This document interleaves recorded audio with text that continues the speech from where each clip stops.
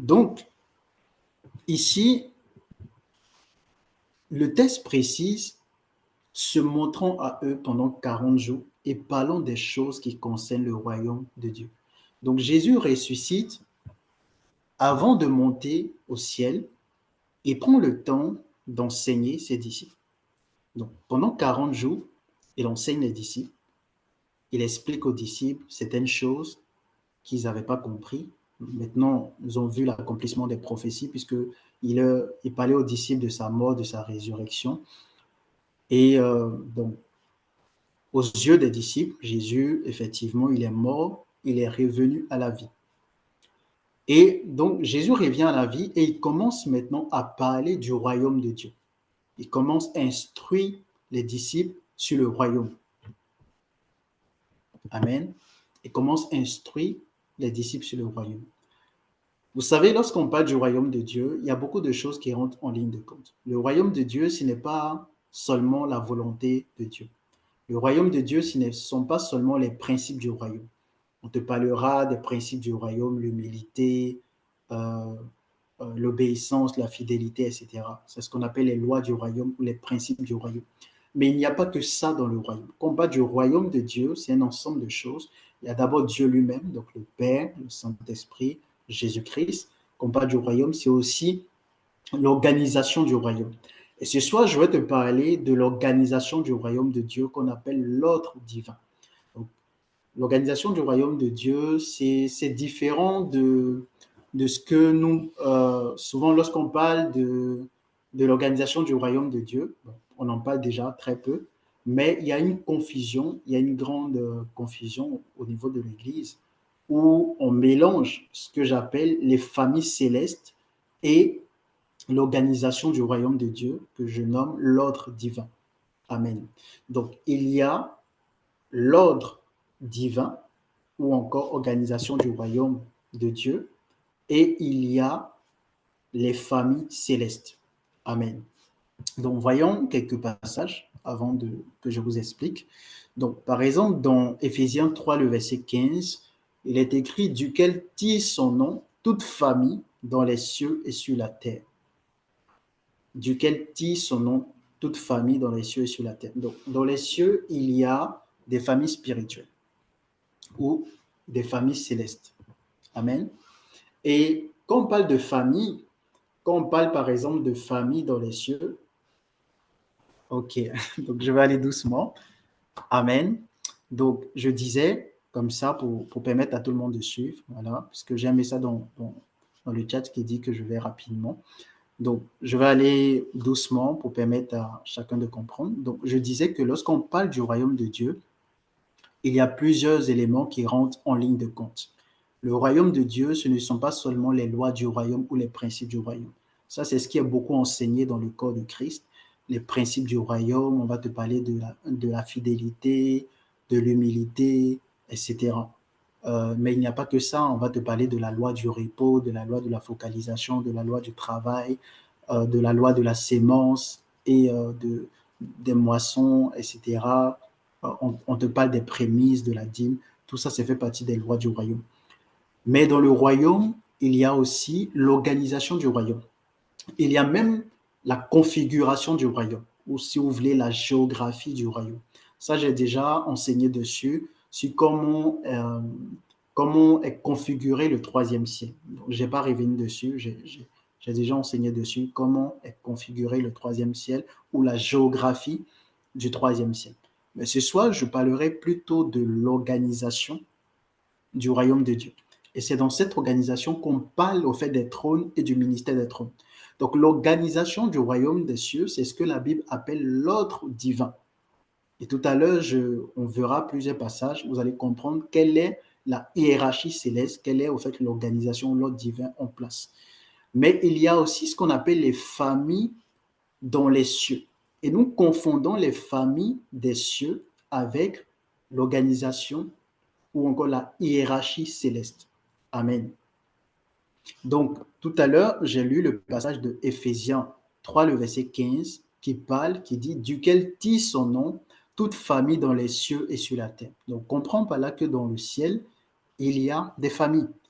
Donc, quelles sont ces familles spirituelles ou quelles sont ces familles célestes ou si vous voulez, ces familles dans les cieux? La première famille qui est mentionnée dans la Bible, ce sont les chérubins.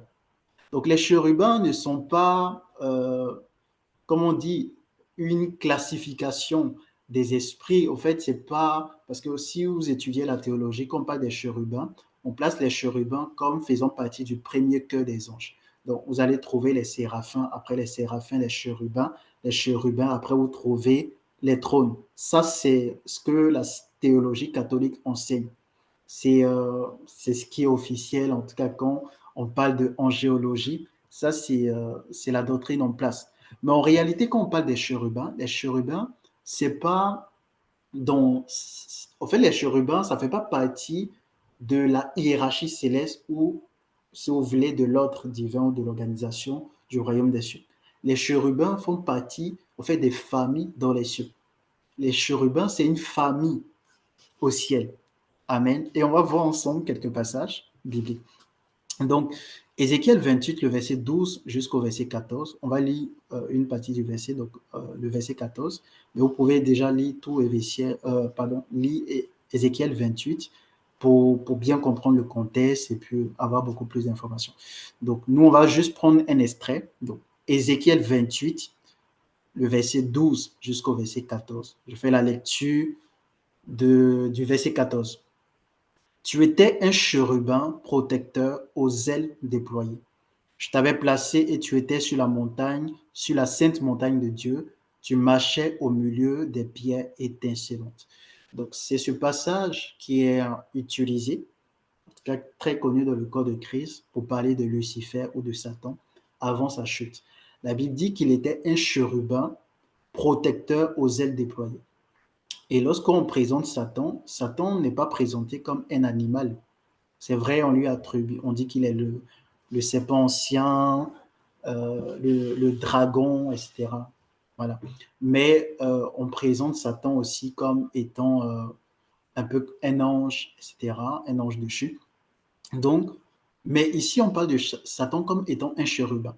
Et lorsque nous lisons d'autres passages de Ézéchiel 1, le verset 4 jusqu'au verset 26, et même Ézéchiel 12, le verset 12 jusqu'au verset 16, on parle des êtres qui sont appelés aussi chérubins. Mais leur description, au départ, lorsqu'on parle de ces êtres dans Ézéchiel 1, le verset 4 jusqu'au verset 26, on décrit ces êtres comme étant des animaux. Plus tard, lorsqu'on parle de ces êtres, dans Ézéchiel 10, avant même Ézéchiel 10, mais si vous lisez Ézéchiel 10, le verset 1 jusqu'au verset 16, vous allez voir, on change de thème, on parle maintenant de chérubins. Et après, on parle des animaux comme étant des chérubins. Est-ce qu'on est ensemble? Amen. Est-ce qu'on me suit? Amen. Amen. Amen. Donc, on parle de Satan comme étant un chérubin. Après, on parle des animaux qui sont aussi des chérubins. Donc, on comprend que le thème chérubin ne renvoie pas à des êtres spécifiques, mais ça renvoie à une famille. Parce que Satan a un nom. On dit Lucifer. Quelque part, on va dire fils de l'aurore, astre brillant.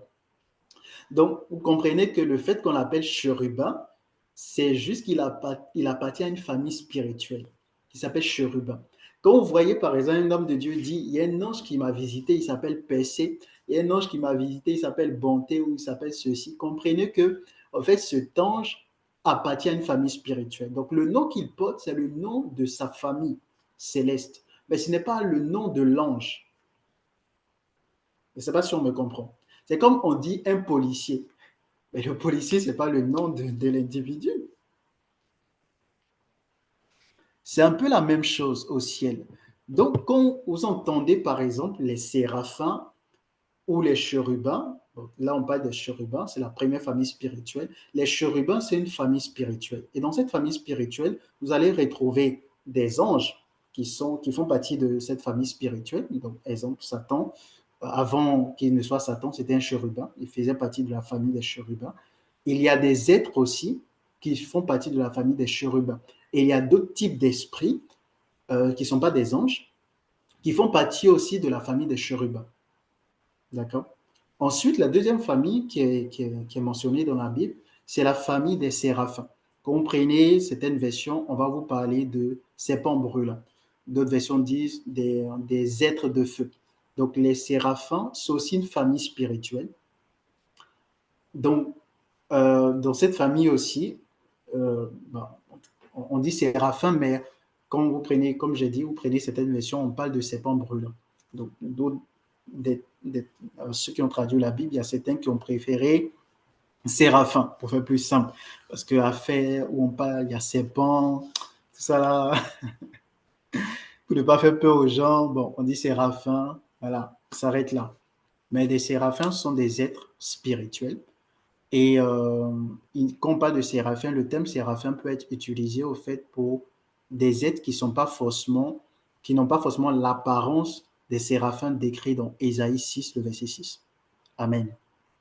Et ça, il faut le savoir, ce sont des familles spirituelles.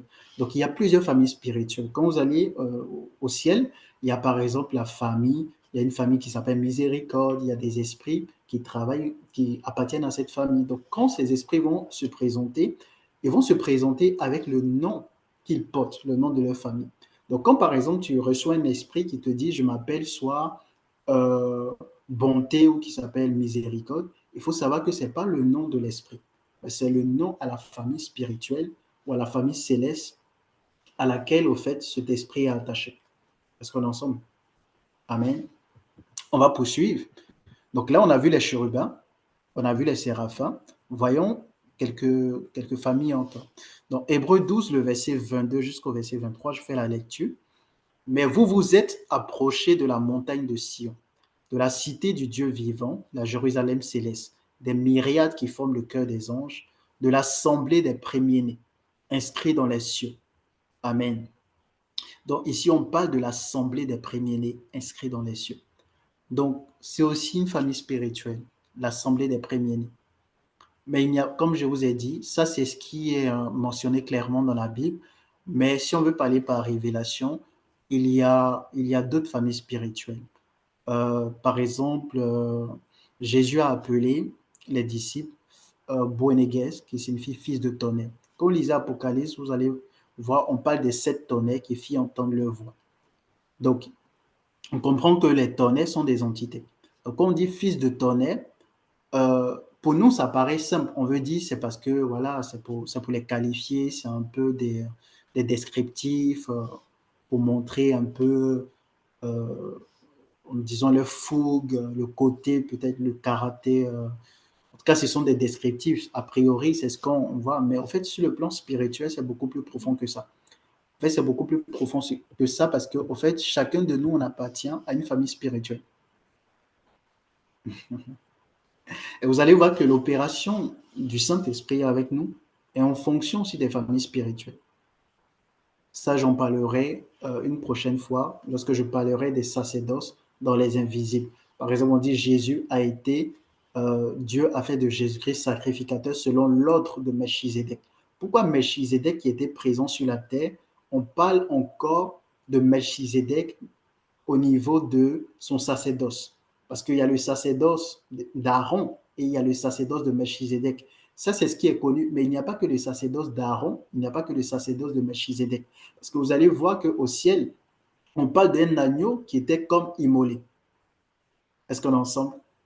Bon, on en parlera, ce n'est pas le sujet du jour. Mais il faut savoir qu'il y a plusieurs sacerdoces. Amen. Et donc, de cette même manière, au ciel, il y a plusieurs familles. Et en fonction de l'office qu'on accomplit dans le tabernacle de Dieu ou même disons, dans le temple de Dieu, on appartient à une famille. Amen. Est-ce qu'on est ensemble? Alléluia. Amen. Amen. Donc ça, il fallait comprendre la différence entre l'ordre divin et les familles spirituelles. Donc, ce qu'il faut savoir, la hiérarchie qu'on entend très souvent, quand tu rentres vraiment dans les Écritures et quand le Seigneur te révèle les choses, tu comprends qu'au fait, ce sont des familles. Les gens parlent plutôt de familles spirituelles. Ils mélangent euh, avec l'ordre divin. Donc, si les chérubins, les séraphins, tout ça, ce sont des familles, alors quand on parle de l'organisation du royaume de Dieu, quand on parle de hiérarchie, quelle est cette hiérarchie? C'est ce que nous allons voir maintenant. Amen. Donc, lorsqu'on parle de l'ordre divin, vous allez voir dans Colossiens 2, le verset 10, il est écrit, vous avez tout pleinement en lui, qui est le chef de toute domination et de toute autorité. Ici, on parle de Jésus. On nous dit Jésus est le chef de toute domination et de toute autorité. Éphésiens 1, le verset 20 jusqu'au verset 22. Il est écrit, il a déployé en Christ en le ressuscitant des morts et en le faisant asseoir à sa droite dans les lieux célestes, au-dessus de toute domination, de toute autorité, de toute puissance, de toute dignité et de tout nom qui se peut nommer, non seulement dans le siècle présent, mais encore dans le siècle à venir. Il a tout mis sous ses pieds et il a donné pour chef suprême à l'Église. Et un autre passage, Colossiens 1, le verset 16, il est écrit, car en lui ont été créées toutes les choses qui sont dans les cieux et sur la terre, les visibles et les invisibles, trône, dignité, domination, autorité. Tout a été créé par lui et pour lui. Amen. Donc, lorsque on parle de l'ordre divin ou encore l'organisation du royaume des cieux, il y a d'abord Dieu le Père. Ensuite, il y a le Seigneur Jésus-Christ. Vous allez voir dans certains passages, on dit que Christ est le chef de la femme, Dieu est le chef de Christ, Christ est le chef de l'homme, l'homme le chef de la femme. Et vous allez voir quelque part d'autre, on dit euh, Jésus-Christ va soumettre les dominations, les autorités, les principautés, et ensuite il va remettre le règne à Dieu le Père. Donc, dans la hiérarchie céleste, il y a Dieu le Père, ensuite Dieu le Fils, ensuite il y a les fils de Dieu et les trônes. Ils sont au même niveau, les fils de Dieu et les trônes. Et par la suite, il y a les principautés. Après les principautés, on a les dominations, les puissances et les autorités. Donc, tout à l'heure, je vais expliquer au fait quelle est la différence entre ces, voilà, les trônes, les principautés, les dominations, les puissances, les autorités. Est-ce qu'on est ensemble? Amen. Avant même de parler du ministère des trônes, il est important de bien comprendre cette hiérarchie pour comprendre ce que j'ai dit par la suite, pourquoi il est important de connaître le ministère des trônes et voilà, il faut comprendre ça au fait. Amen. Donc, prenons ensemble Daniel 10, le verset 13, pour que ça soit un peu interactif. Et j'ai besoin d'une autre personne pour me prendre Jude 1, le verset 9. Donc, une personne pour prendre Daniel 10, le verset 13, et une autre personne pour prendre Jude 1, le verset 9. Daniel 10, le verset 13, Jude 1, le verset 9. Si on peut aller rapidement, s'il vous plaît.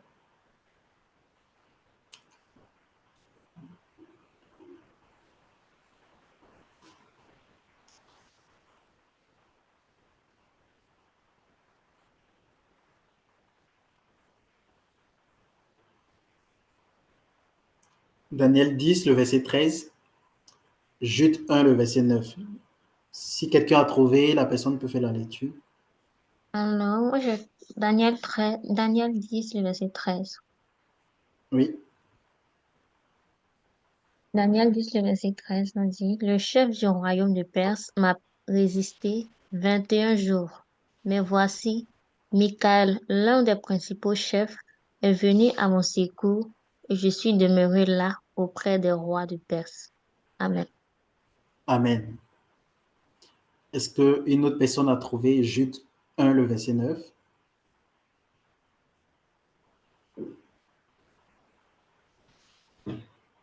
Jude 1, le verset Jude, 9. Jude 1, verset 9. Or l'archange Michel, lorsqu'il contestait avec le diable, et lui disputait le corps de Moïse, n'osa pas porter contre lui un jugement injurieux, mais il dit que le Seigneur te réprime. Amen. Amen. Donc, lorsque on lit Daniel 10, le verset 13, tout à l'heure on reviendra dessus, c'est un passage très important. L'ange dit à Daniel, le chef du royaume de Perse m'a résisté 21 jours. Mais voici, Michael, d'autres versions disent Michel, l'un des principaux chefs, notez bien, l'un des principaux chefs est venu à mon secours et je suis demeuré là auprès des rois de Perse. Donc il dit, l'ange dit que le chef du royaume de Perse l'a résisté.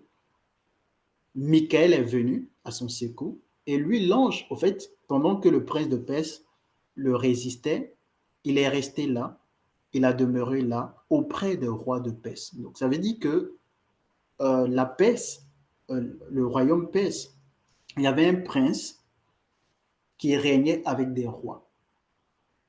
Mais ici, on parle de l'aspect spirituel de l'Empire perse. Donc, ici, on parle du royaume de Perse, mais il s'agit de l'Empire perse. Donc, le royaume de Perse, il y avait un prince, il y avait un esprit qui était le prince du royaume de Perse. Mais cet esprit ne régnait pas seul. La Bible dit, là, je suis demeuré là auprès des rois de Perse. Donc, il y avait le prince de Perse et il y avait les rois de Perse. Quand on parle de principauté, ça découle de prince. Quand on parle de prince dans la parole de Dieu, c'est pour parler de chef de. Donc, quand on dit un prince, c'est pour parler de. Quand on dit quelqu'un est prince, on veut dire quelqu'un est chef de. C'est une expression utilisée pour dire chef de. Donc, quand par exemple, vous entendez le terme principauté, c'est simplement chef de. D'accord? Donc, ici, le chef du royaume de Perse, on peut simplement dire, on peut encore dire, autrement dit, la principauté de Perse. Amen. Est-ce qu'on me suit? La principauté de Perse. Donc, c'est quoi une principauté? Une principauté est un esprit qui est chef d'un groupement, d'un groupe d'esprits, au fait. C'est ça une principauté. Principauté veut simplement dire chef. Amen. Principauté veut simplement dire chef. Donc, quand on parle par exemple des esprits de sagesse, on parle de l'esprit de sagesse. Nous tous, on connaît on connaît l'esprit de sagesse. Pour plusieurs, il n'y a qu'un esprit de sagesse. Il n'y a pas qu'un esprit de sagesse. Il y a des esprits de sagesse. Il y a des esprits de sagesse. Donc, il y a le Saint-Esprit qui est l'esprit de sagesse. Il est tout. Et après, à part le Saint-Esprit, il y a des esprits de sagesse. Donc, quand on parle de la sagesse, il y a la sagesse en tant que capacité, mais il faut savoir qu'il y a il y a plusieurs formes de sagesse. La Bible dit que le Seigneur a répandu sur nous euh, toute espèce de sagesse. D'autres versions vont dire toute la sagesse. D'autres vont dire plusieurs formes de sagesse. Donc, lorsqu'on parle de sagesse, nous, on entend juste sagesse, mais en réalité, il y a plusieurs formes, plusieurs types de sagesse. Et quand on parle d'esprit de sagesse, il faut savoir qu'il y a plusieurs types d'esprits de sagesse. Il y a des esprits de sagesse qui opèrent dans ce qu'on appelle la sagesse du discours. Paul va dire, ma prédication ne reposait pas sur les discours persuasifs de la sagesse, mais sur une démonstration d'esprit et de puissance. On parle de la sagesse du discours. Vous allez voir que chez les Grecs, on connaît beaucoup ça, la rhétorique, etc. Ce sont des formes de sagesse de discours. En Afrique, on parle des griots qui ont l'art oratoire, etc. Souvent, on parle de capacité, mais vous allez voir que quand vous creusez, il y a des personnes qui naissent avec des esprits, qui ont cette capacité à parler. Et ça vient d'un esprit de sagesse. Ce type d'esprit, c'est un esprit de sagesse qui opère dans la parole. Donc, quand on parle de sagesse, il n'y a pas qu'un esprit de sagesse, il y a des esprits de sagesse. Donc, celui qui est le chef des esprits de sagesse est appelé la principauté de la sagesse. Est-ce qu'on en sent? Et il y a aussi des esprits de vie. Donc, je vais vous donner quelques références bibliques. Amen. Dans Apocalypse 11, le verset 11, il est écrit « Après les 3 jours et demi, un esprit de vie venant de Dieu entra en eux et ils se tinrent sur leurs pieds et une grande crainte s'empara de ceux qui les voyaient. » On dit un esprit de vie. Si on dit un, si c'était un seul esprit, on avait dit l'esprit de vie venant de Dieu entrer en eux. Mais on dit un esprit de vie. Donc quand on met un, ça veut dire que souvent il y a plusieurs. Parce que quand c'est un seul, on emploie, si tu as un seul fils, tu as dit mon fils. Ou je ne sais pas, quand tu as plusieurs enfants, tu dis un de mes fils, etc. Donc voilà. Est-ce qu'on est ensemble? Donc, un esprit de vie venant de Dieu. Donc, ça veut dire qu'il y a des esprits de vie. Il y a l'esprit de vie, qui est le Saint-Esprit, parce qu'il est tout, et il y a des esprits de vie. Et pour parler de la sagesse, Deutéronome 34, le verset 9, là, c'est le passage qu'on connaît généralement pour parler de l'esprit de sagesse. Josué, fils de Nun, était rempli de l'esprit de sagesse, car Moïse avait posé ses mains sur lui. Les enfants d'Israël lui obéissent et se conformaient aux ordres que l'Éternel avait donnés à Moïse. Donc, cet esprit de sagesse, on le connaît parce que c'est l'esprit qui a opéré avec Israël. Amen. Mais quand on lit Apocalypse, on parle de l'agneau qui était immolé. Il y avait un agneau qui était comme immolé, qui avait 7 cornes. Et la Bible dit que les 7 cornes sont les 7 esprits de Dieu envoyés par toute la terre. Donc, quand on lit la Bible, il y a des esprits que nous connaissons parce que ce sont des esprits que Dieu a envoyés opérer avec Israël. Amen. Mais il n'y a pas que cela.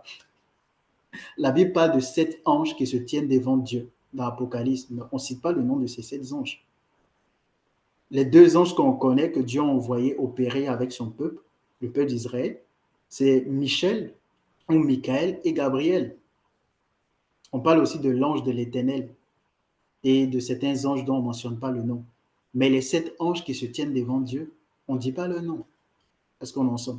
Donc l'esprit de sagesse qui était sur Moïse, c'est cet esprit de sagesse que Dieu a mis sur Josué. Donc généralement, quand on parle de l'esprit de sagesse, on parle de cet esprit de sagesse-là, parce que c'est lui qu'on connaît, mais il n'est pas le seul. Est-ce qu'on est ensemble? Amen. Donc, retenez qu'une principauté est simplement un esprit. De par sa création, il a été créé pour être chef d'autres esprits. C'est ça une principauté. Alors, c'est quoi une domination alors? Quand on parle de domination, si on revient à notre passage de Daniel 10, le verset 12, il y avait un prince et il y avait des rois. Une domination est un esprit établi sur des nations. Quand on parle de nations dans la Bible, ce n'est pas les nations comme on le voit ici, genre ce qu'on appelle des nations. Généralement, ce sont des pays. En fait, quand on parle de nations, il y a disons, il y a des territoires sur le plan spirituel et il y a des esprits qui règnent, qui sont établis au fait sur ces territoires. Donc, on parle de domination. Et sur un territoire, il peut y avoir plusieurs types d'esprits. Il peut y avoir plusieurs types d'esprits. C'est un peu comme sur un territoire, je prends une image naturelle. Dans un pays, il y a des chiens, il y a des chats, il y a des hommes, il y a des femmes, il y a des enfants. Et il y a un roi, il y a un président dans les pays démocratiques qui règne sur le territoire. Donc, il a appelé le président ou le roi, etc. Mais sur son territoire, il n'y a pas que l'espèce humaine. Il y a d'autres espèces. Est-ce qu'on est ensemble?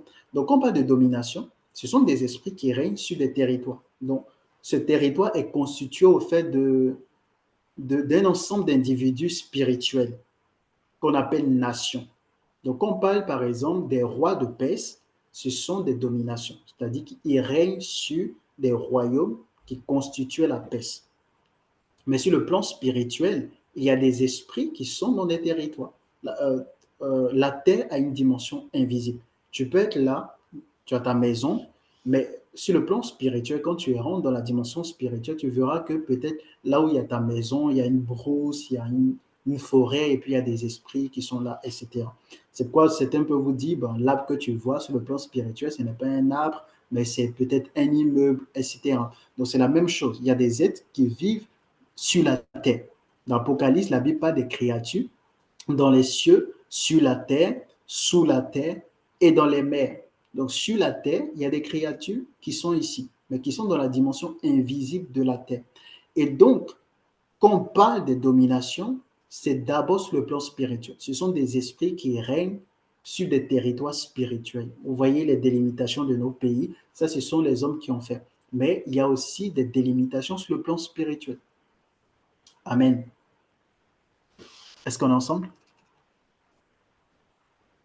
Amen. Ça, je n'ai pas entré dans les détails.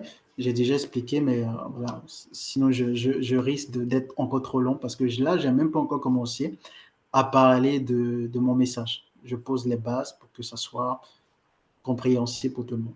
Donc, il faut savoir que c'est ça, en fait, les dominations. Après, nous avons les puissances. Les puissances, c'est quoi? Les puissances, ce sont des esprits qui opèrent. Quel thème je peux dire? En fait, ce sont des armées sur le plan spirituel. La Bible dit que notre Dieu est l'éternel des armées. Donc, pourquoi on l'appelle l'éternel des armées? Ce n'est pas par rapport aux êtres humains qu'il est l'éternel des armées. Sur le plan spirituel, il y a des armées. Et ces armées sont appelées des puissances. Amen. Donc, on parle de la puissance de l'air. Ce sont des armées dans l'air. Mais il n'y a pas que la puissance de l'air. Il y a aussi la puissance du premier ciel, du troisième ciel, des régions inférieures de la terre, etc. Vous allez voir, par exemple, dans Apocalypse, on parle de sauterelles qui étaient sorties d'un puits dans les régions inférieures de la terre. Et la Bible dit qu'ils avaient pour roi sur eux Apollyon ou Abaddon en hébreu. Apollyon, je crois, c'était en grec. Abaddon, c'était en hébreu. Et en fait, c'était des sauterelles qui étaient sortis pour venir faire la guerre, pour venir combattre. Ils étaient armés pour combattre. Donc, il y a des esprits qui sont appelés puissances, mais qui sont au fait des armées sur le plan spirituel. Amen. Comme sur la terre, nous avons des gens qui sont les corps habillés, et puis il y a des gens qui occupent des fonctions autorité, mais qui ne sont pas forcément des soldats. Ils ne sont pas entraînés, ils ne sont pas formés pour ça. Donc, il y a des esprits qui ont été créés guerriers. Voilà. C'est pourquoi souvent dans la délivrance, on parle des démons guerriers, etc. En fait, les démons guerriers, ils découlent un peu de cette catégorie d'esprits appelés puissance. Amen. Est-ce qu'on est ensemble? Ça, c'est les puissances. Après, nous avons les autorités. Les autorités sont établies sur souvent euh, disons, des sphères d'influence. Généralement, les sphères d'influence, c'est ce que nous appelons domination. Non, non. Les sphères d'influence, c'est des activités ou des éléments que Dieu a créés. Vous allez voir dans l'Apocalypse, on parle d'un ange qui avait autorité sur le feu. Donc, c'est une autorité, mais établie sur le feu. Vous avez le vent, vous avez l'eau, vous avez euh, par rapport à la science de Dieu, par rapport aux éléments que Dieu a mis en place, les zodiaques, les constellations, etc. Dieu établit au fait des autorités. Donc, il y a des esprits qui sont établis au fait sur des éléments. Et ce sont ces esprits qu'on appelle des autorités. Amen. Est-ce qu'on est ensemble? Je peux poursuivre? Est-ce que je peux entrer dans mon message?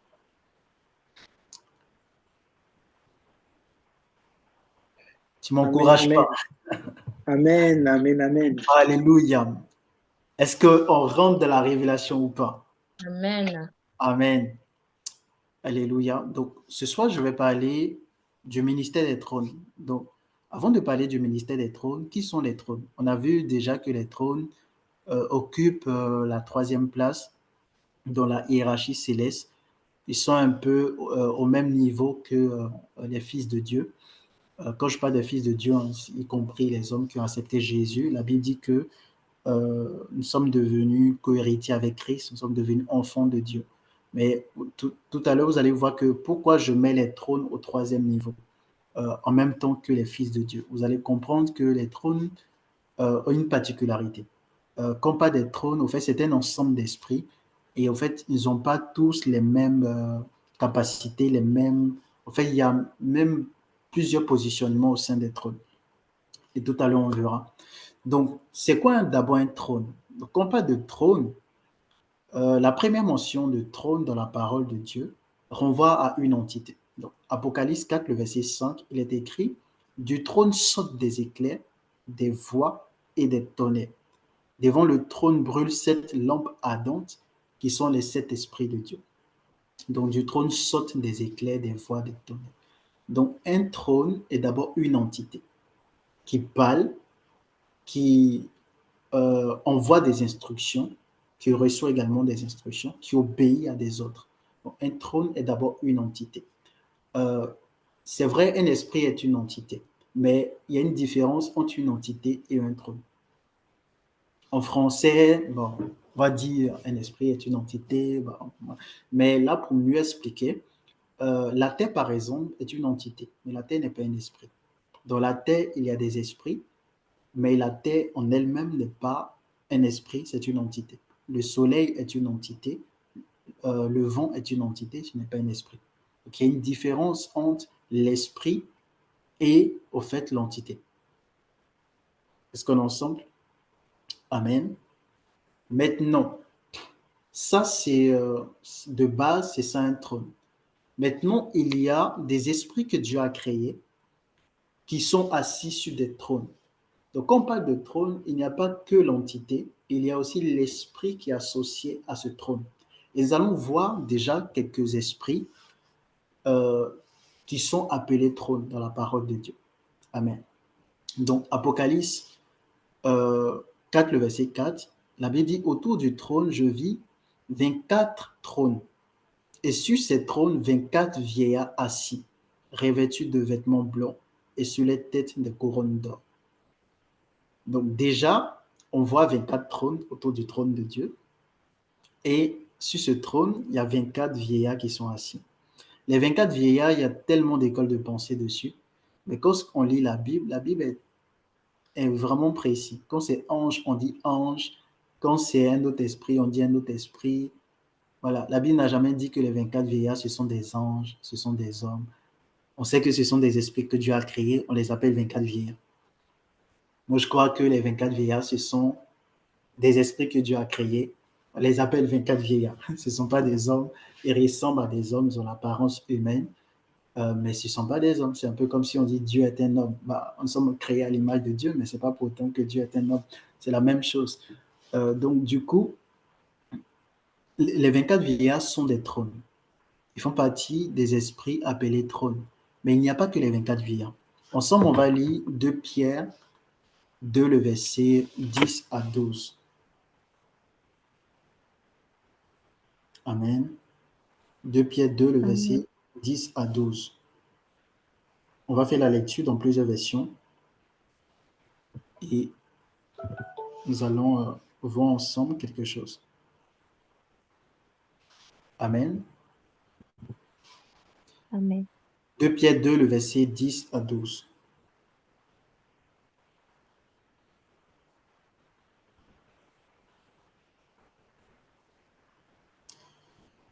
Donc, je fais la version dans quelques versions. Je fais la lecture, pardon, dans quelques versions.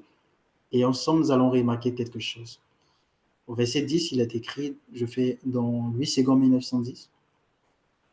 Ceux surtout qui vont après la chair dans un désir d'impureté et qui méprisent l'autorité, audacieux et arrogants, et ne craignent pas d'injurier les gloires, tandis que les anges supérieurs en force et en puissance ne portent pas compte elles de jugements injurieux devant le Seigneur. La Bible dit ce meurt. Il punit tout particulièrement ceux qui, mus par la sensualité, vivent au gré de leurs désirs corrompus et méprisent l'autorité du Seigneur.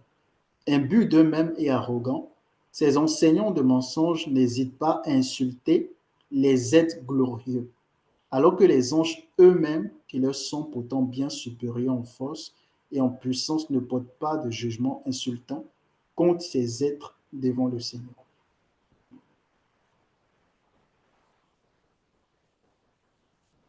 Parole de vie 2017. Donc, écoutez bien cette version. Il punira surtout ceux qui suivent les mauvais désirs de leur corps.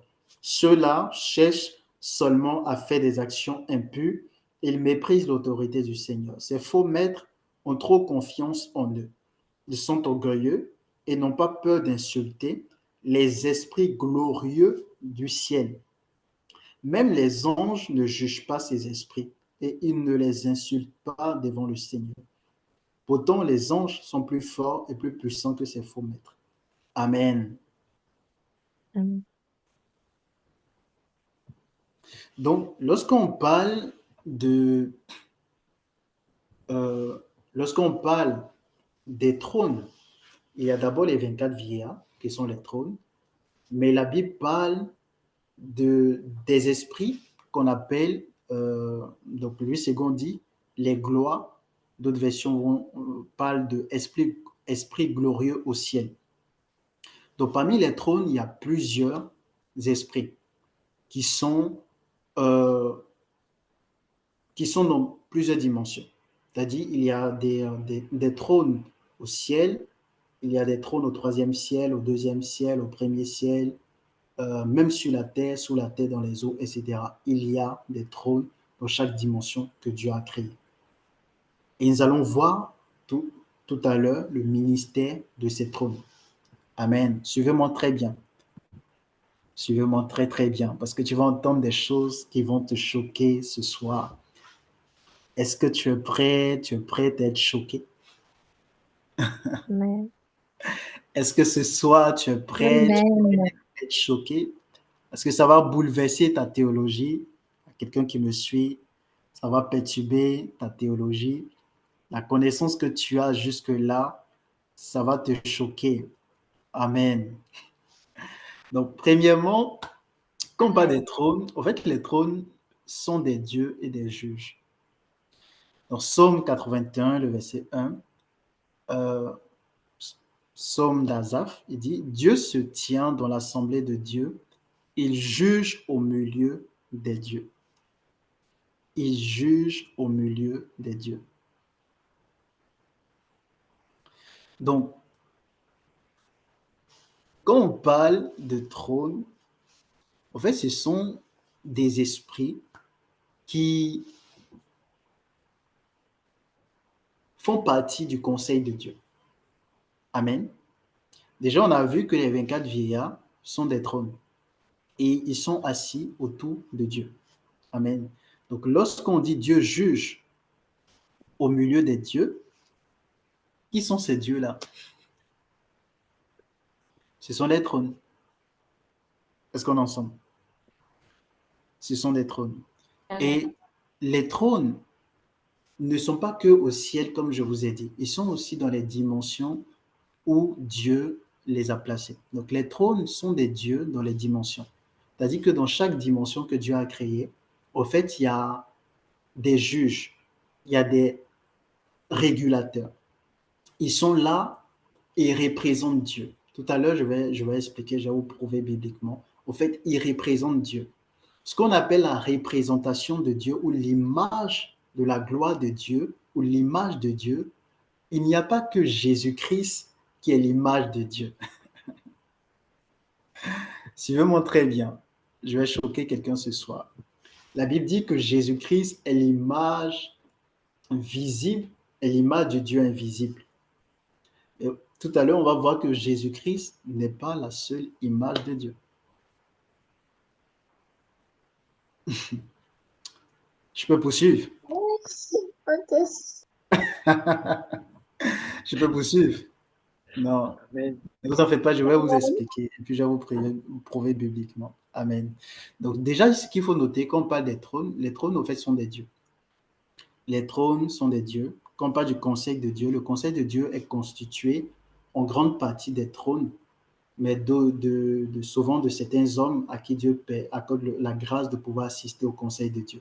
Paul va dire, je vous ai fait connaître le conseil de Dieu. Par exemple, quand Paul dit, je fus ravi jusqu'au troisième ciel, j'ai entendu des choses ineffables qui n'est pas permis à un homme de redire. Pourquoi Paul n'a pas reçu l'autorisation de dire ces choses?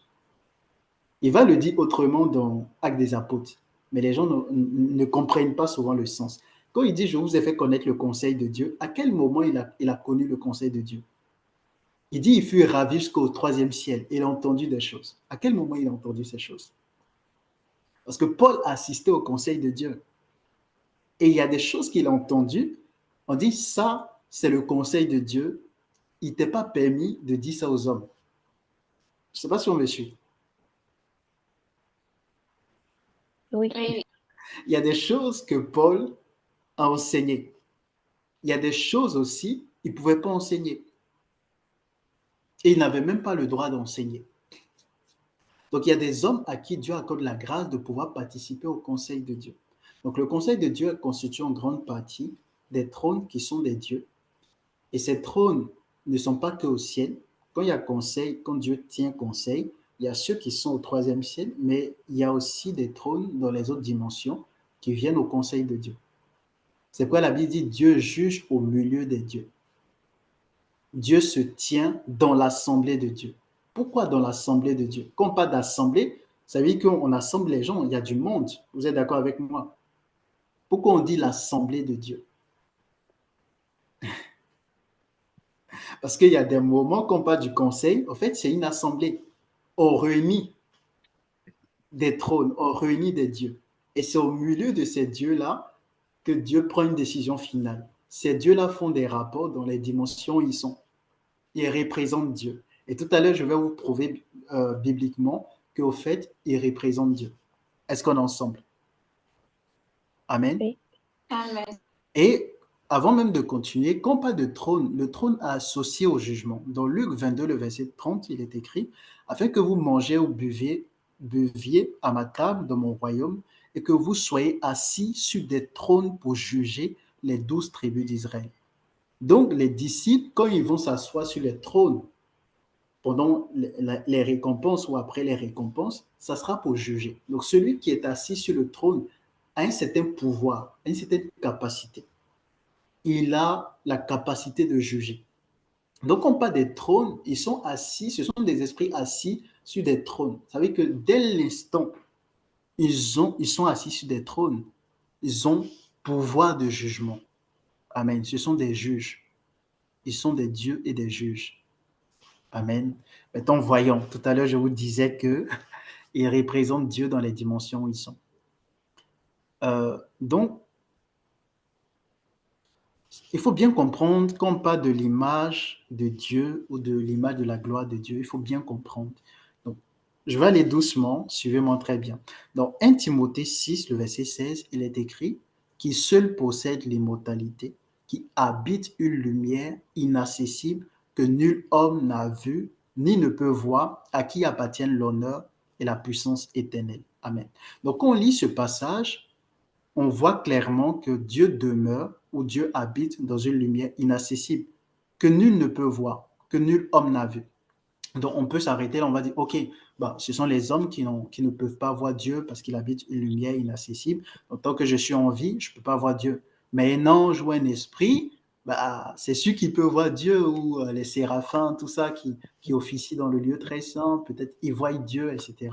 Et tout de suite, on voit la description de Apocalypse où Dieu est assis sur un trône. Et on dit, mais voilà, il y a les 4 Z devant là, les 24 vieillards, ils voient Dieu, etc. OK. Mais quand on lit Colossiens 1, le verset 15, il dit, parlant de Jésus, il est l'image du Dieu invisible, le premier-né de toute la création. Donc là, on comprend que le passage de 1 Timothée 6, le verset 16, ne se réfère pas seulement aux êtres humains, mais ça parle aussi des esprits. Parce qu'on nous dit que Dieu est invisible. Donc c'était que même les êtres dans les invisibles ne voient pas Dieu. Parce que Dieu habite une lumière inaccessible. Est-ce qu'on est ensemble?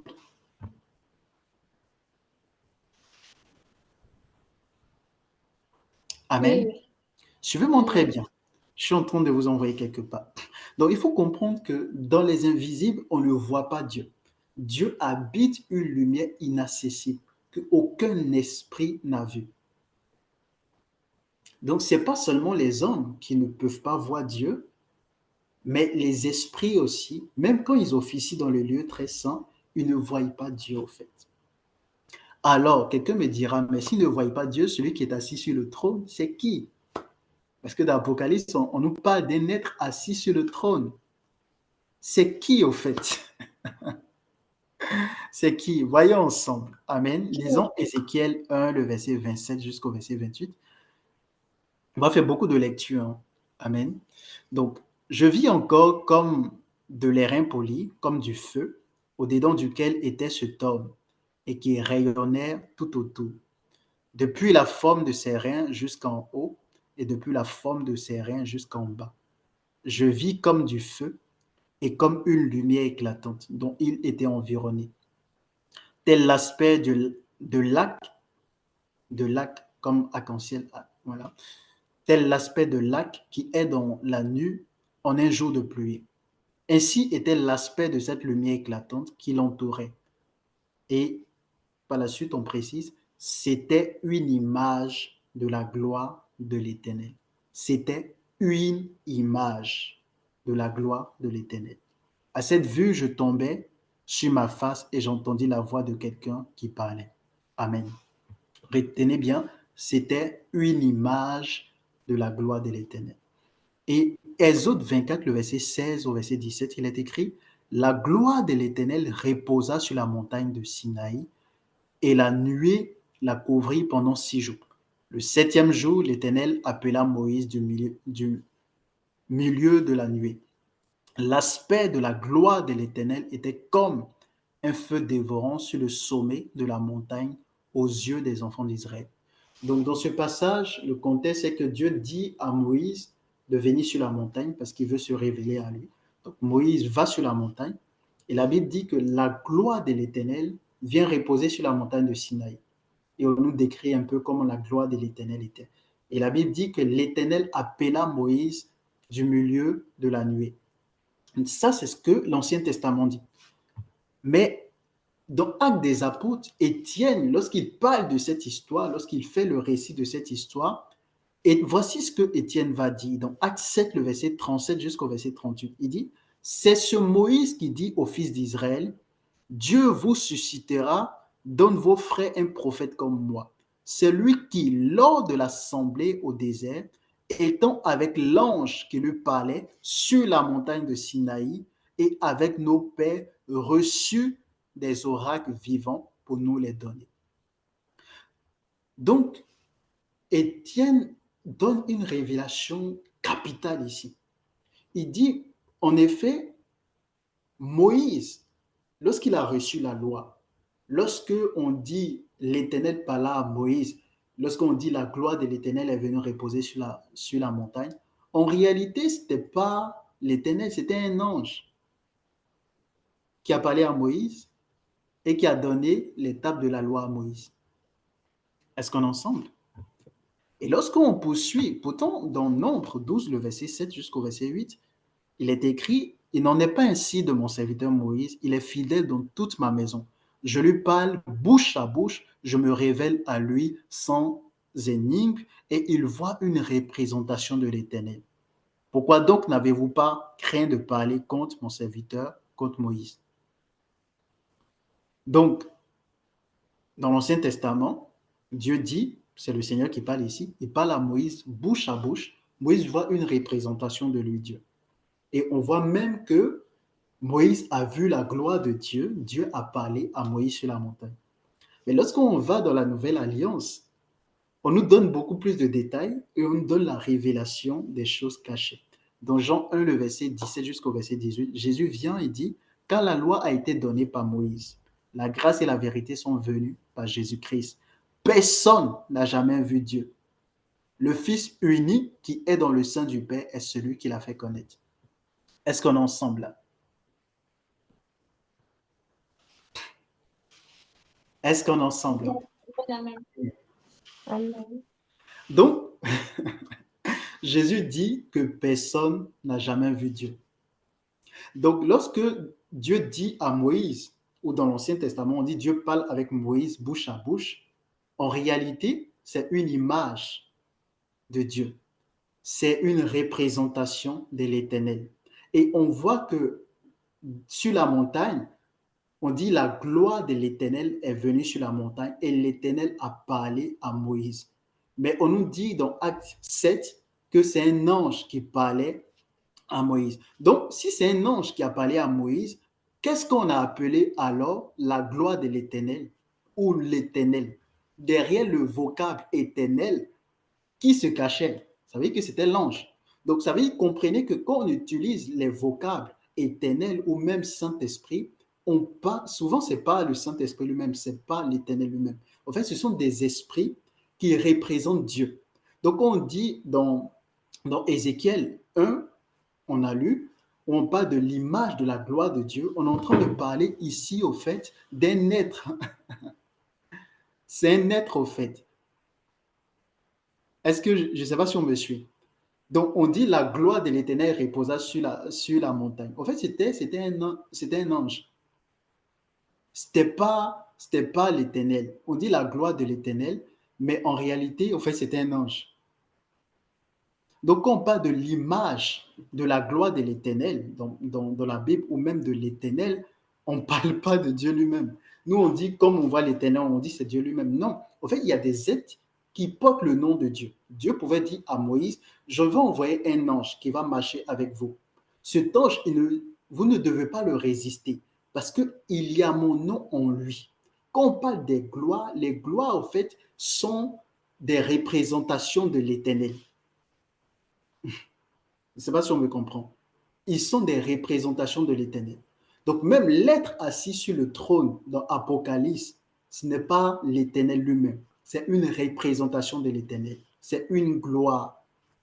Et cette gloire, il y en a dans toutes les dimensions. Est-ce qu'on me suit? Et c'est pourquoi on les appelle des dieux.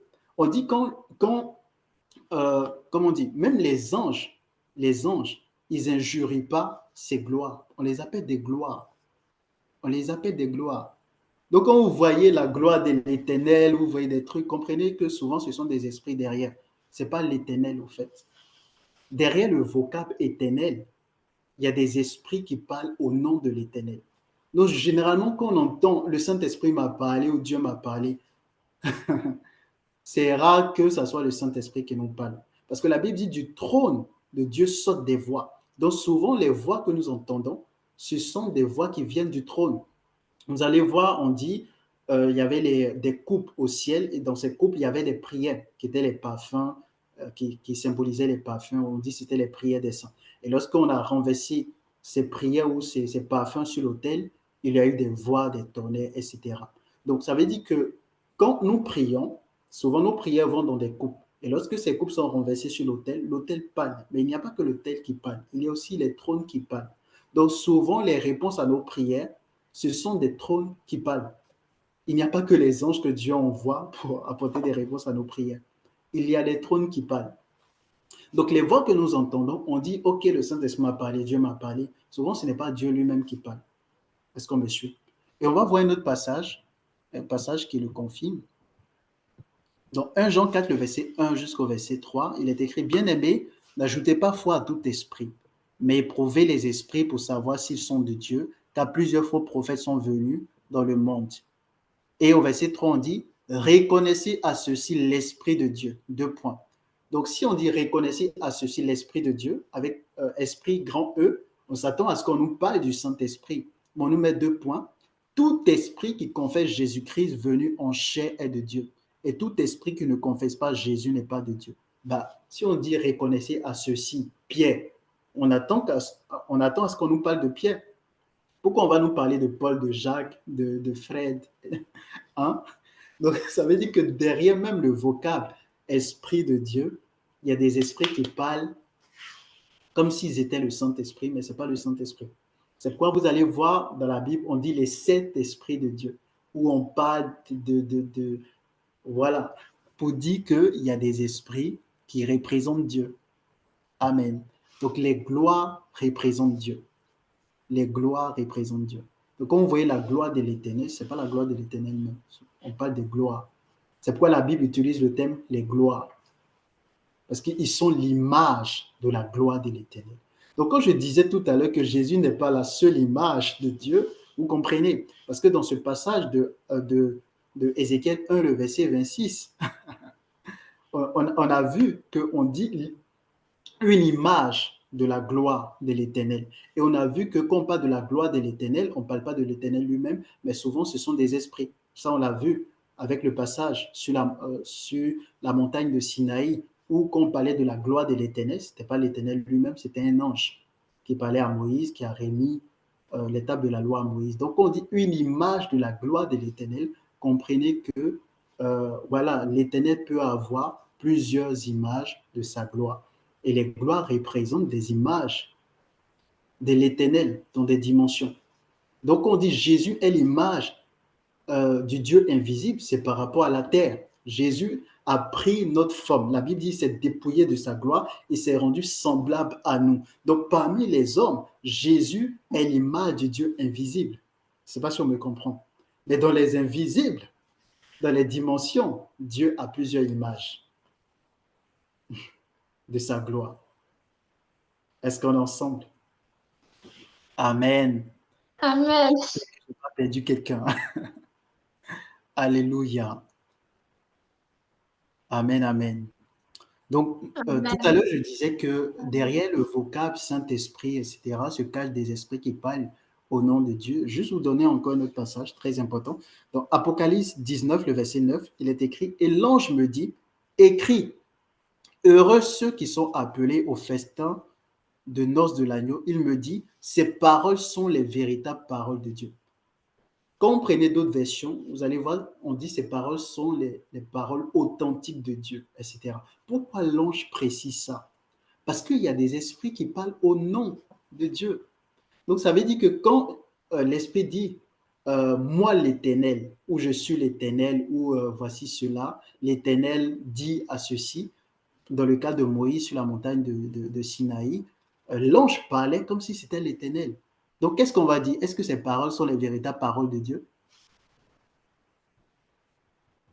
Hmm? Je ne sais pas si vous comprenez bien le sens maintenant de cette phrase de l'ange. Quand il dit ces paroles sont les véritables paroles de Dieu, là, vous comprenez bien, vraiment le sens. Parce que si c'est un esprit qui parle au nom de Dieu, il dit je suis l'Éternel, moi je t'ordonne ceci, etc. Toi qui l'entends, tu penses que c'est Dieu qui te parle, donc tu vas dire oui, Dieu m'a parlé, ce sont les véritables paroles de Dieu. Mais si tu réalises que c'est un ange qui t'a parlé, dans le cas de Moïse, si Moïse savait que c'était un ange, est-ce qu'il va dire que ces paroles sont les véritables paroles de Dieu? Question. Mais pourquoi Non, si l'esprit parce que là, l'ange vient et lui révèle des choses. Il dit, ça, c'est ce que Dieu m'a dit. Ce sont les paroles qui viennent de la bouche de Dieu lui-même, dont je viens te transmettre ces paroles. C'est pourquoi, dans Apocalypse chapitre 1, on dit révélation du Seigneur Jésus-Christ qu'il a fait connaître à son serviteur, l'apôtre Jean, donc à Jean, par l'envoi de son ange. Révélation que le Père lui a confiée. Donc, le Père donne des révélations à Jésus. Jésus, maintenant, fait connaître ces révélations à Jean en envoyant un de ses anges. Donc, quand l'ange vient révéler ces choses à Jean, parce que ça vient du Père lui-même, c'est le Père qui a révélé à Jésus, et Jésus maintenant envoyé l'ange pour révéler à Jean. Vous pouvez lire dans Apocalypse chapitre 1. Donc, l'ange, après avoir fini tout ça, il dit, écoute, Jean, je suis ton compagnon de service, de ceux de tes frères, les prophètes, etc. Ce que je viens de te dire là, ça, c'est pas juste des paroles voilà, que moi-même je prononce ou d'un représentant de Dieu. Non, ces paroles viennent de la bouche de Dieu lui-même. En fait, c'est ce que ça signifie, le sens littéral. En gros, ce que tu entends, ça sort du Père lui-même, des profondeurs du Père. Ce sont des révélations que le Père a données à Jésus et Jésus m'a confié et moi je viens te donner. C'est ça le sens de ces paroles. Amen.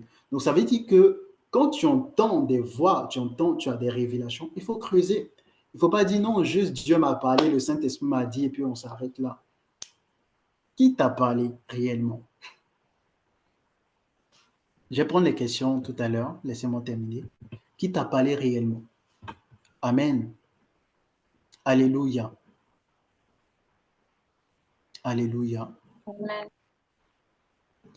Donc, ce qu'il faut retenir des ministères des trônes, les trônes sont des juges, les trônes sont des régulateurs dans les dimensions où Dieu les a placés. Ils sont des dieux. Donc, ils sont chargés vraiment de la régulation. Quand il y a des choses, comment on dit, euh, en fait, ils sont des juges, donc ils prononcent des jugements, ils participent au conseil de Dieu. Et dans la hiérarchie, comme je vous ai dit, ils sont à une position élevée. Donc, lorsqu'on parle, par exemple, du combat spirituel, Paul va dire, nous n'avons pas à lutter contre la chair et le sang, mais contre les principautés et les dominations. Il faut réaliser que, généralement, dans l'Église, c'est beaucoup le ministère des anges qui est demandé. On prie net, oh Seigneur, oui, que le ministère des anges soit avec vous, etc., tout et tout. Mais face à des esprits, les anges ne peuvent rien. Dans Daniel 10, le verset 12, dans notre texte, l'ange dit, le prince de Perse m'a résisté. C'était un ange. Il a fallu une principauté pour venir combattre le prince de Perse. Parce que quand on parle de l'archange Michel, pourquoi on a lu le passage de Jude, quand on parle de Michel ou Michael, d'autres versions disent Michel, d'autres disent Michael, on dit archange. Mais quand on prenait le préfixe ac, ça signifie, en fait, ac, ça veut dire aussi, c'est pour parler de chef de. C'est pourquoi dans Daniel, on dit l'un des principaux chefs. Donc, beaucoup disent qu'on parle il y a un seul archange de la Bible. Oui, dans le Nouveau Testament, on dit l'archange Michel ou Michael. Mais en réalité, il n'est pas le seul. Parce que dans Daniel, on dit l'un des principaux chefs. Donc, au départ, on dit l'un des principaux chefs. Et après, quand on parle du même Michel ou Michael, on dit un archange. Amen. Donc, il a fallu une principauté pour venir combattre une principauté. Il a fallu une principauté pour venir combattre une principauté. Donc, lorsqu'il y a des combats spirituels, que toi, tu demandes à Dieu d'envoyer des anges face aux principautés, les anges peuvent faire quoi? Les anges ne peuvent pas combattre, en fait, les principautés. L'ange était bloqué devant la principauté de Perse. Il a fallu une principauté. Donc, dans le combat spirituel, c'est principauté contre principauté. Nous n'avons pas à lutter contre la chair et le sang, mais contre les principautés, les dominations. Donc, tu ne peux pas demander le ministère des anges dans un combat de principauté. Et même lorsqu'il y a combat de principauté, le combat risque de durer. Parce que la Bible dit, Michel et ses anges ont combattu contre le dragon. Le dragon aussi a combattu avec ses anges. Donc, on ne sait pas combien de temps le combat a duré. Donc, quand c'est ces principautés que toi, tu demandes comme que Dieu envoie, même dans le combat des principautés, ça risque de prendre du temps. Mais quand tu demandes à Dieu le ministère des trônes, ça va plus vite. Parce que les principautés ne peuvent pas résister au trône. Je ne sais pas si on me comprend. Une principauté peut lutter avec une principauté. C'est vrai, la principauté au service de Dieu peut prendre le dessus. La Bible dit, Michel et ses anges ont combattu contre le dragon. Le dragon a combattu aussi avec ses anges. On ne sait pas combien de temps ça a duré, mais en tout cas, il y a eu un combat. Ça veut dire que derrière le dragon et ses anges ont opposé une résistance. Amen. Donc déjà, même quand tu demandes à Dieu d'envoyer des principautés pour combattre, quand la principauté vient, il y a déjà un combat. À plus forte raison, tu demandes le ministère des anges. L'ange, lui, il vient, il peut faire quoi? Amen. L'ange qui a été envoyé pour accomplir un ministère en la faveur de Daniel, la principauté de Perse l'a bloqué. Dieu a dû envoyer une principauté parce que c'était une principauté. Donc c'est principauté contre principauté. Là encore, il y a eu combat. On ne sait pas combien de temps ça a duré. Donc si tu veux un exaucement rapide, ce n'est pas principauté, tu vas demander au Seigneur.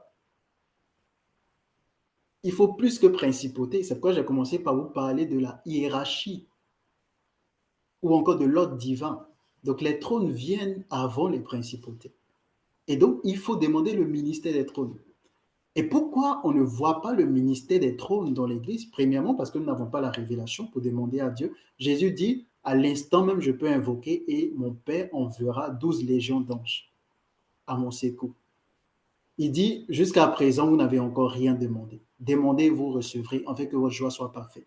Est-ce qu'on demande le ministère des trônes à Dieu? On connaît que le ministère des anges, mais il n'y a pas que le ministère des anges. Et même le passage de 1 Corinthiens où on utilise pour parler de 1 Corinthiens 12 pour parler des différents ministères, il y a diversité de ministères, mais c'est le même Seigneur. En fait, ce passage ne se limite pas à la tête, ça concerne aussi les invisibles. Les ministères ont commencé dans les invisibles, parce que si on parle d'un ministère des anges qui sont des esprits, les anges ont été créés avant nous, ils existaient avant nous. Donc, il n'y a pas que le ministère des anges, il y a aussi le ministère de tous ces esprits-là. Amen. On parle d'un esprit de vie que Dieu a envoyé dans l'Apocalypse, etc. Donc, ces esprits accomplissent sans cesse des ministères. Maintenant, le souci, pourquoi nous ne voyons pas le ministère des trônes dans l'Église? parce que ce sont des dieux.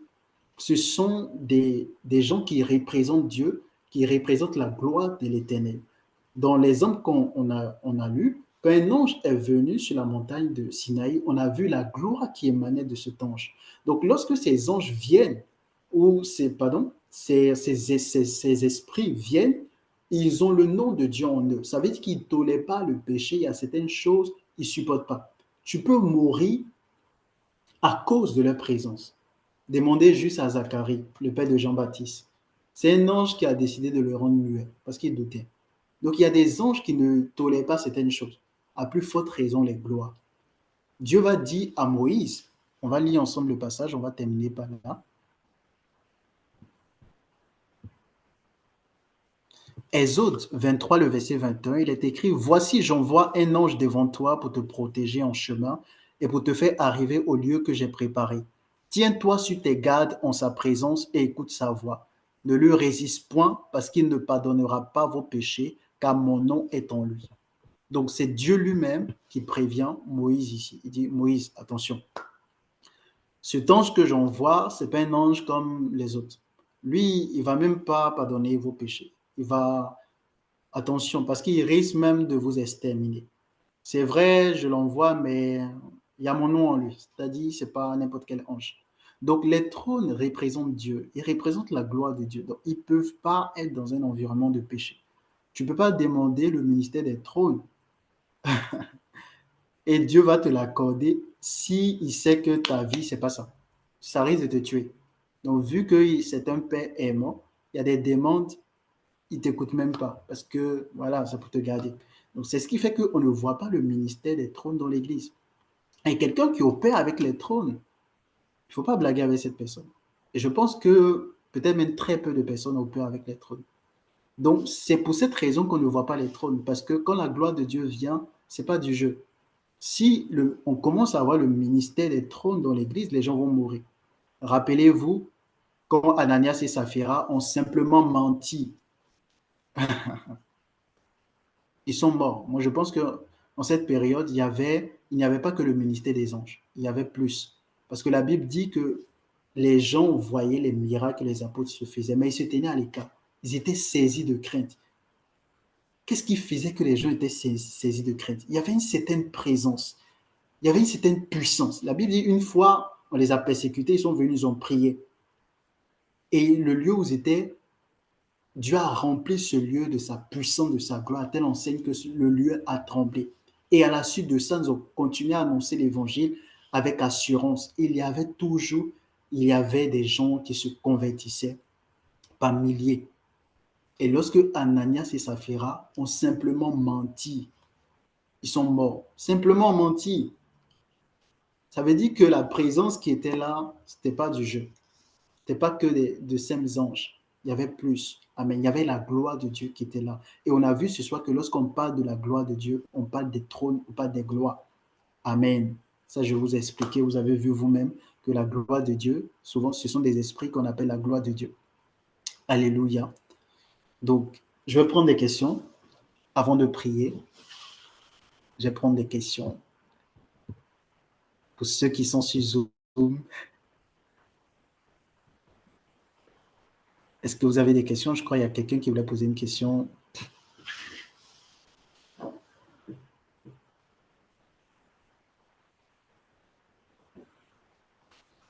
Ok, comment prier techniquement avec le ministère des trônes?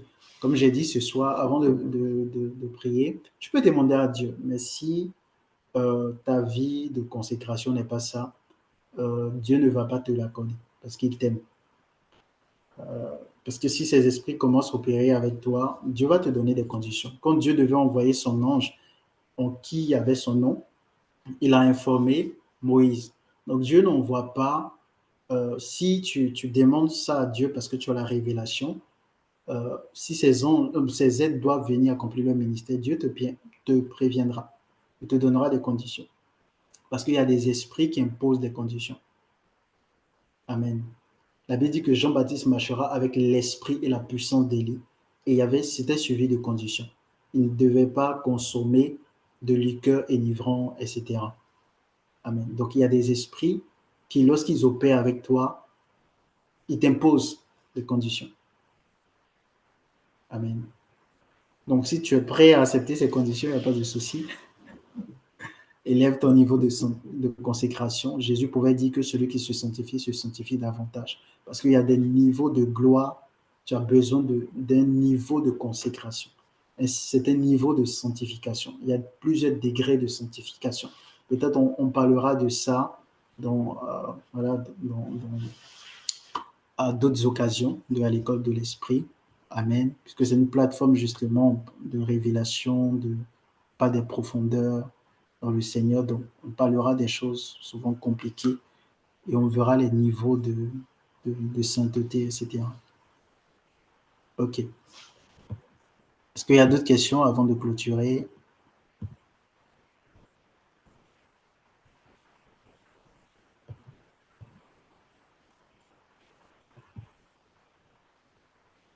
OK. Donc, s'il n'y a pas d'autres questions, nous allons prier. Nous allons prier. Ce soir, on va dire au Seigneur de nous accorder la grâce de pouvoir le chercher, de pouvoir nous consacrer aussi. Amen. De nous accorder la grâce de pouvoir monter dans les hauteurs de la sainteté, de monter dans les hauteurs dans la connaissance de Dieu, de monter en hauteur dans les gloires, parce qu'il y a différents niveaux de gloire. Paul en parle, il dit, il parle souvent d'éclat, mais ça peut parler aussi de gloire, que tel corps diffère d'un autre en termes de gloire. Donc, il a parlé également des étoiles, des astres. Il dit tel astre diffère d'un autre astre en termes d'éclat, ou d'autres versions disent en termes de gloire, de rayonnement. Donc, sur le plan spirituel, on n'a pas tous le même rayonnement. Plus tu augmentes en gros, dans ta connaissance du Seigneur, dans ta relation avec le Seigneur, tu accèdes aussi à des niveaux de gloire. Amen. Et lorsque le Seigneur t'enseigne que tu as toutes ces révélations, c'est de pouvoir prier avec. L'erreur qu'on fait, c'est que souvent on a beaucoup de révélations, mais on n'utilise pas ces révélations dans la prière. On n'utilise pas ces révélations dans la prière.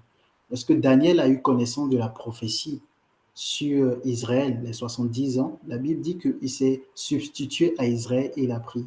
Il n'a pas dit, bon, venez, on va s'humilier devant le Seigneur parce que le temps est écoulé. Non, il a compris. Il lisait les livres et avec la révélation qu'il avait, il priait avec. Souvent, on a beaucoup de révélations, mais on ne prie pas avec. Ça devient juste des informations.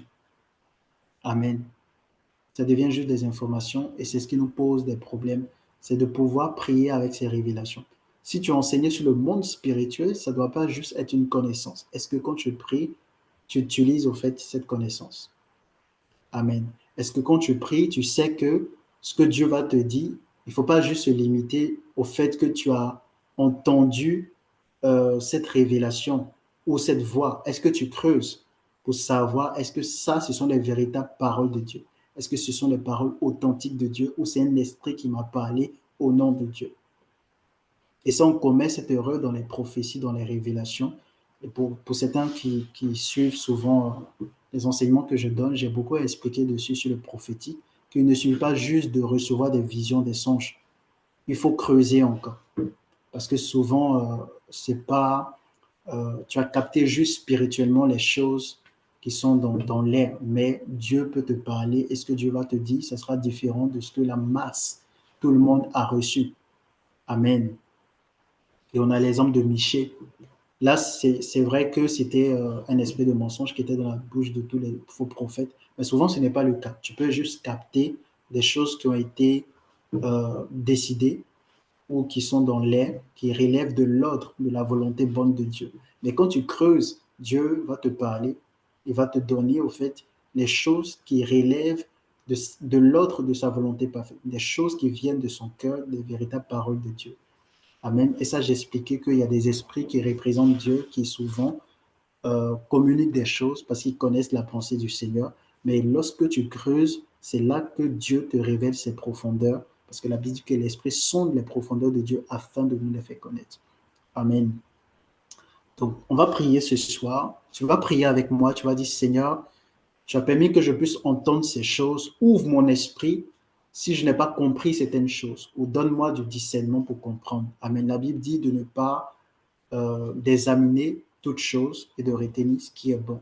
Tu as entendu ces choses, si tu n'as pas la conviction, tu n'es pas convaincu, va prier, mais ne les méprise pas.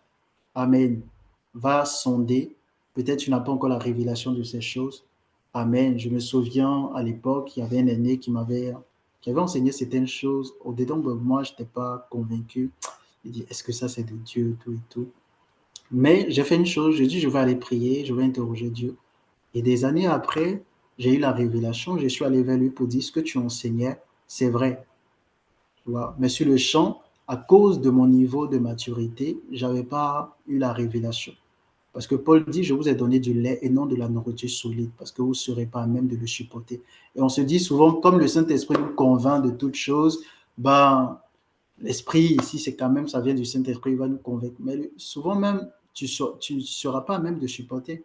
Jésus lui-même n'a pas dit certaines choses aux disciples parce qu'ils n'étaient pas encore aptes à les supporter. Donc Dieu est sage, ce n'est pas le Saint-Esprit qui va te dire, parce que si tu étais à même de supporter, à l'instant même, en fait, tu allais comprendre. Donc l'Esprit aussi, souvent quand il nous convainc, ce n'est pas lié. Il y a des niveaux, quand tu arrives, il va t'enseigner certaines choses. Mais souvent, il te laisse. Donc, quand tu poses la question, il te laisse ou tu n'es pas convaincu. Plus tu grandis, plus il t'enseigne des choses. Amen. Donc, la conviction aussi, ça vient avec la maturité. Ça, je ne sais pas, je parle pour peut-être quelqu'un qui est connecté. Il faut savoir que la conviction aussi vient avec la maturité. Il y a des choses, aujourd'hui, tu peux écouter, tu seras pas convaincu.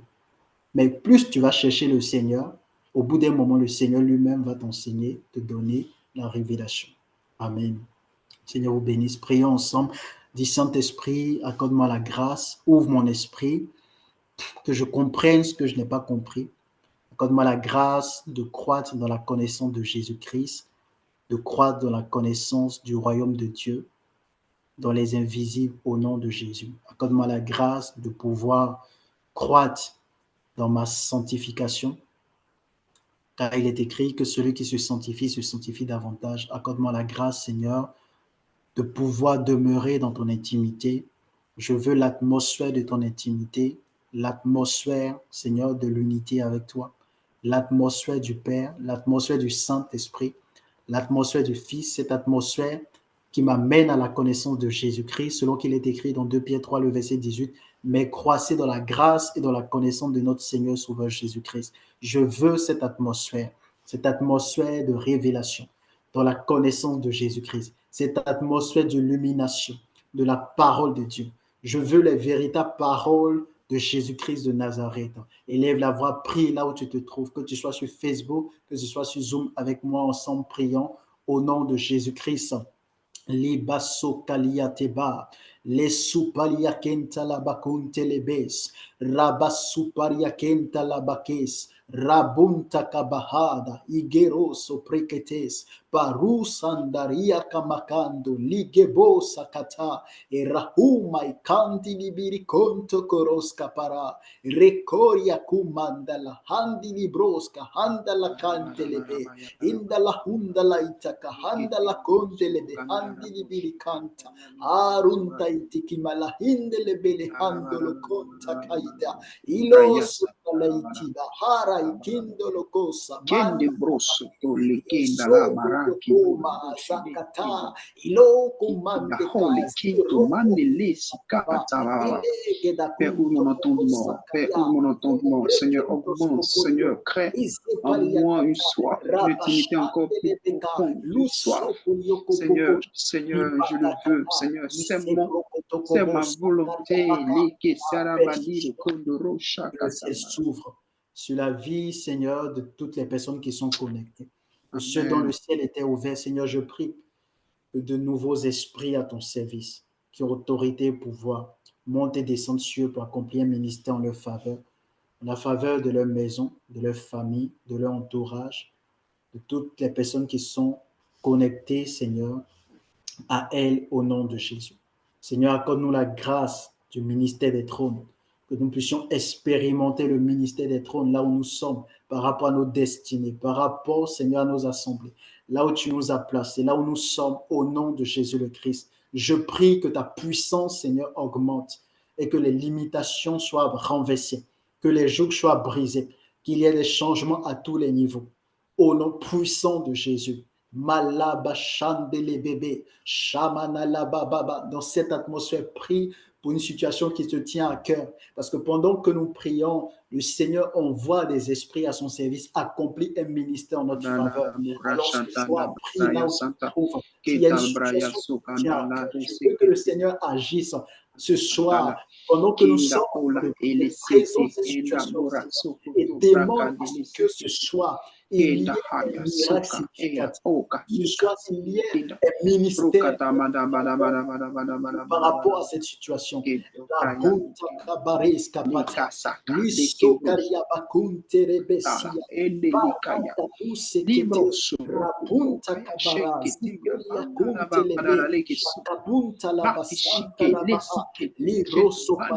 décrète ce soir des miracles de toute espèce au nom de Jésus.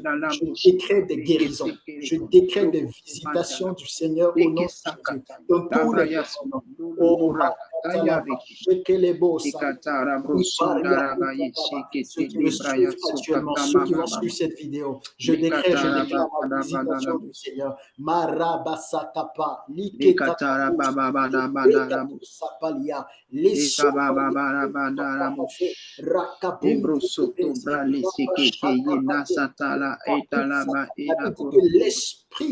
le témoignage de Christ, le témoignage de Jésus, l'esprit de la prophétie.